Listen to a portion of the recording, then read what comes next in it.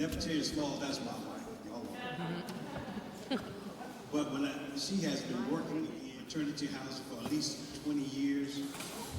Her heart and her compassion for what she do is because of the life, or should I say some of her experiences that she's had coming up. I don't want to get into too much of it because I'm sure she's going to touch on some of those things. But the most important thing that I want you to know that she looks nothing like what she's been through. Hear me when I tell you, she looks nothing like what she's been through. And through all that she's been through, she still has joy. And I thank God for her. She's the mother of 2 boys and 3 girls, which is all girls. And I thank God for her. Ladies and gentlemen, without any further ado, my wife, my sweetheart, my sweet chocolate brown. I ain't getting it. Come on up here. Good afternoon, everyone. Good afternoon. I was going to say, babe, give them the PG version. I'm definitely excited to be here. And when we recorded the video for Zolana, I was telling Diana when we were sitting there, I kept saying, don't cry, don't cry. And watching the video again, I wanted to say the same thing because it's one thing to actually walk this walk every day, but when you get to hear the witness and the testimony of what is being done, it means even more. So, for those of you again that don't know me, I can't believe it's been almost 2 years that I've been a part with Soul. And it's such a blessing to be able to work with other amazing women of God and men who are continuing to do such great things in the kingdom. So before I get started, I don't want to just talk about me. Can we just clap for those that work with us, the mentors, the board?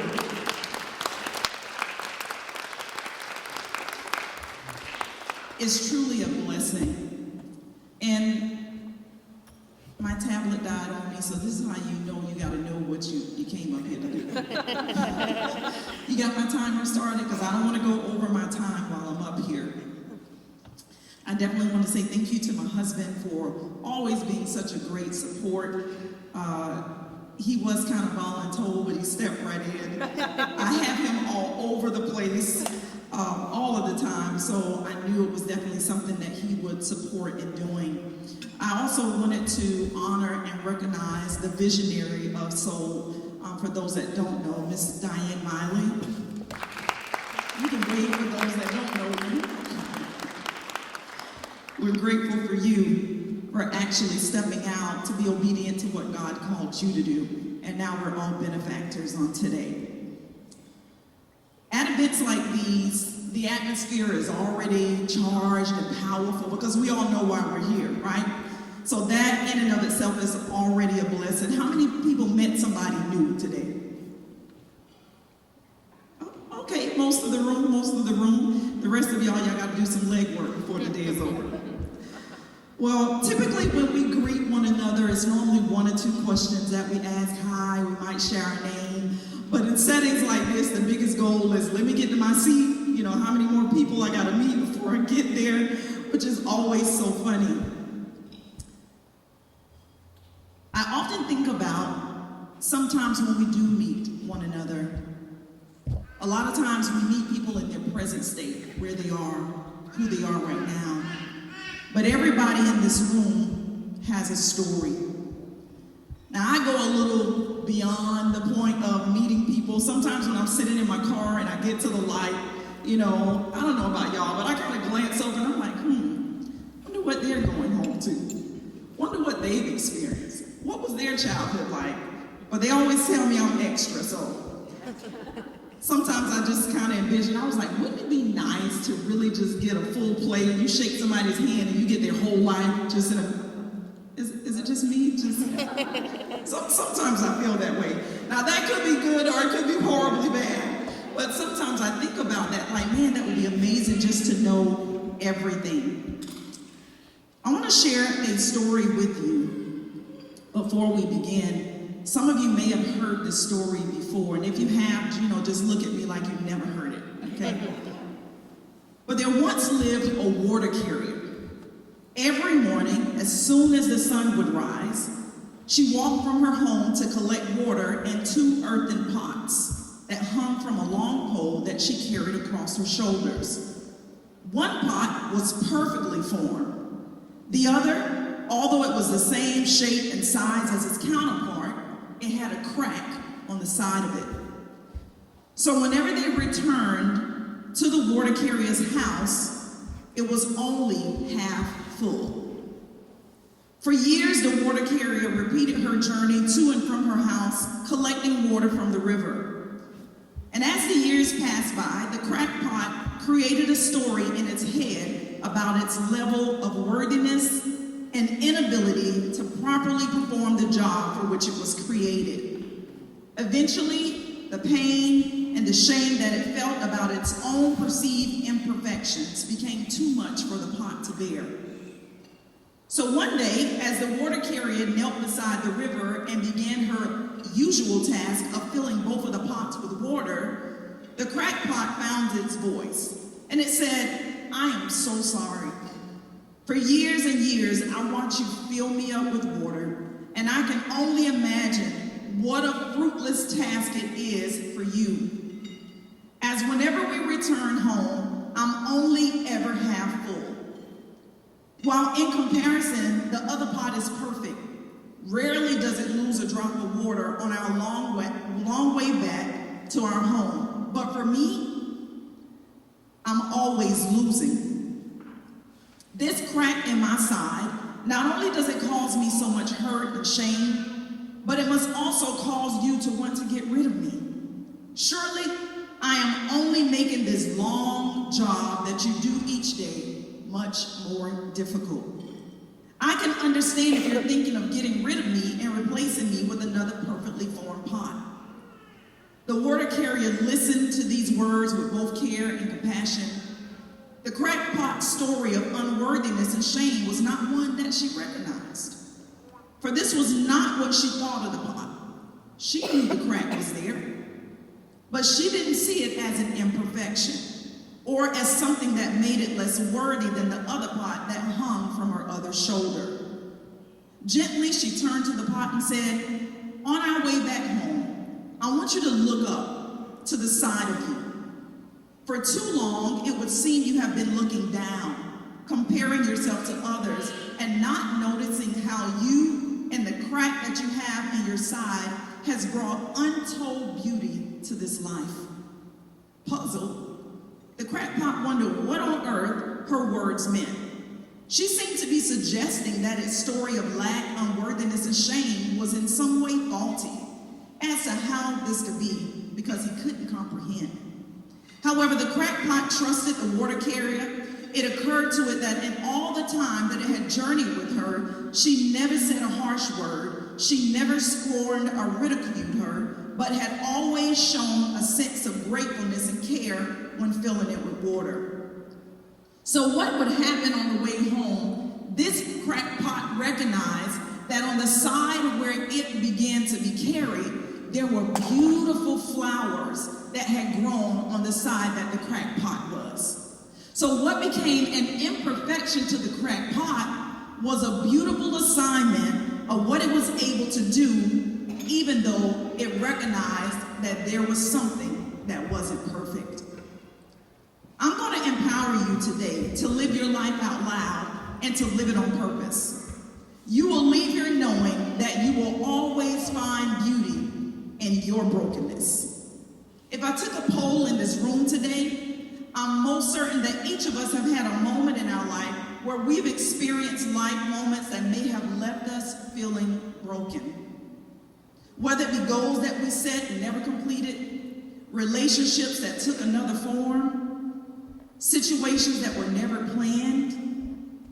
As we move forward with our day-to-day, I want you to consider a few things. What part of that story resonates with you the most? I want you to recognize that it matters how you see yourself. And I want you to identify that there is a part of what you see that needs to be reshaped. There's so many things about that story that I can definitely talk about, but I want to talk about 2 Corinthians chapter 4, verses 7 through 10.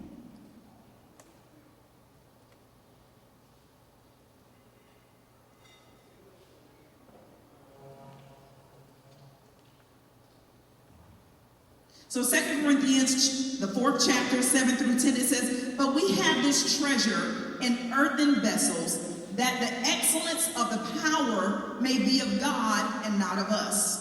We're hard pressed on every side, yet not crushed. We're perplexed, but not in despair. Persecuted, but not forsaken. Struck down, but not destroyed. Always carrying about in the body the dying of the Lord Jesus, that the life of Jesus also may be manifested in our body. No matter what we face, we can always find beauty in our brokenness." So what exactly is brokenness? It is a state of strong emotional pain that stops someone from living a normal or healthy life. I definitely want to talk about a biblical character that some of you may have heard about, some may not, but we'll be excited to talk about what his life looks like. And it comes from 2 Samuel, the 4th chapter, the 4th verse. And I'm going to read that for you. It says, "Jonathan, Saul's son, had a son who was lame in his feet. He was 5 years old when the news about Saul and Jonathan came from Jezreel, and his nurse took him up and fled. And it happened, as she made haste to flee, that he fell and became lame. His name is Mephibosheth." Say that 10 times fast. So his father was best friends with the next king that was going to be in line. His name was David, the same David that killed the giant Goliath. So during this time that there's this battle going on, his grandfather and his father lost their life. So the whole responsibility of the royal court was, we got to make sure Mephibosheth is safe. So they pick him up and attempt to run with him, and they fall. As a result of him falling in the hands of the nurse, he breaks both of his legs. He's at the age of 5. He became limited in his ability to live and found himself having to rely on someone else for the rest of his life. Now, I don't know which part is harder. Having to live as a result of something that you did, or living with something that someone else caused to happen to you. Now, some of us may not have ran and been dropped by someone, but I'm most certain that we could probably wrap the walls in this room with testimonies of people who felt broken by situations that you may have faced. And many of you may think, you know what, his legs are broken, all right, he's doing all right. Because when you continue to listen to that story, when you get to chapter 9 in that book of 2 Samuel, you begin to find out that Mephibosheth actually had a child. So he continues with his life. But what is really striking to me is the way he thinks about himself. Because the king sends for Mephibosheth, and they're going to bring him in because Jonathan and David made a promise to one another that will always be in covenant. We're going to have covenant with ourselves and covenant with our descendants. So when they get there to bring Mephibosheth to the king's table, he said, "Why would you come looking for a dirty old dog like me?" What's important about this story? Because just because we move on doesn't mean that we've come through. Mephibosheth's idea about who he was, that broken moment impacted the way he thought about himself, the way he felt for himself, and the way he saw himself. Sounds like a covenant that we have through Christ. That regardless of what we go through, there's something that he still has in store for us. I want you to know that even in the story of the crackpot or Mephibosheth, we all have a responsibility, just like the crackpot. Many of us, whatever we've experienced, we're either the water carrier, we're either the pot itself, or we're the ones that are performing the work along the way.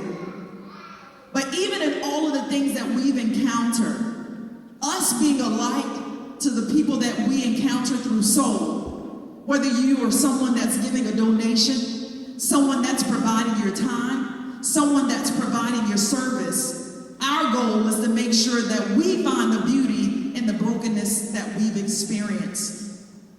Situations that we encounter that may be hard. Isaiah 61:3 says, God will give us beauty for the ashes that we've gone through.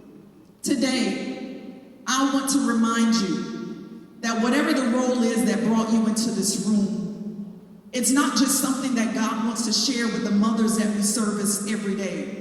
It's something that he wants to remind you too. Whatever you do, whatever you give, whatever you offer, is to help someone to understand that their life is not lost because they've had a hard time. I want to believe that the Lord placed soul on the heart of Diane Molly, not recognizing that there will be a ripple effect. Stephanie shared it earlier. We went from just single numbers of serving moms to now almost serving 100 people in a year's time. How is that possible? Because our responsibility is to make sure we're communicating to mothers like Zalana that even in a situation that you didn't plan for, God's purpose will always precede what you are experiencing in a time that you were not planning it. It's hard sometimes when we're reading biblical stories, right? We don't know Mephibosheth.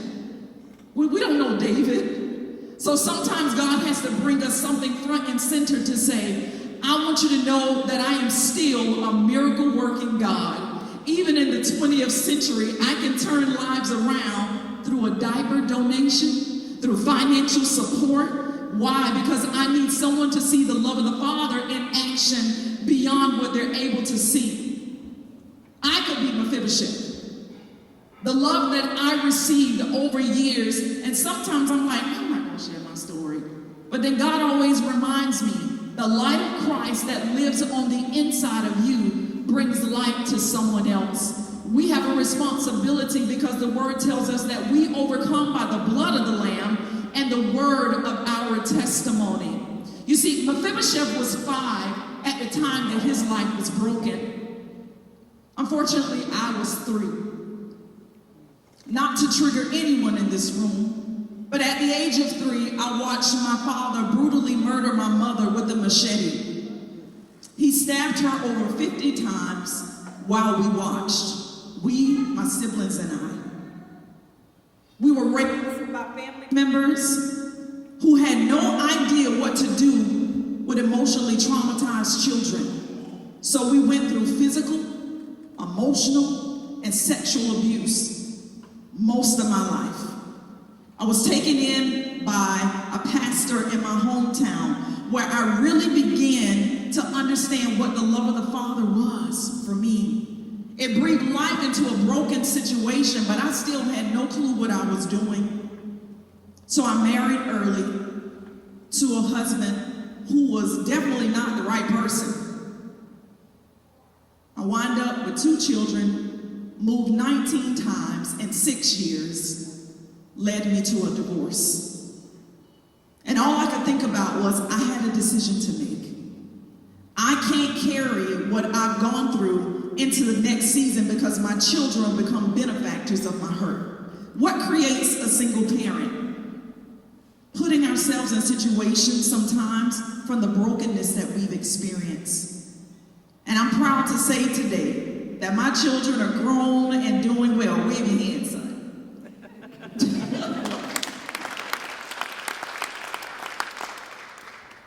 And no, it wasn't voting. It wasn't. I want you to know today that if you don't remember anything from what I've shared, whether it's your time, your talent, or your resources, soul doesn't want you, soul needs you. They need whatever you provide. Stephanie said it best, whether you're a hand, an eye, a leg, an arm, there's beauty even in your brokenness. Whatever brought you to this room continues to increase and be the hand in our back to say, keep going, soul. There's beauty even in your brokenness. God bless.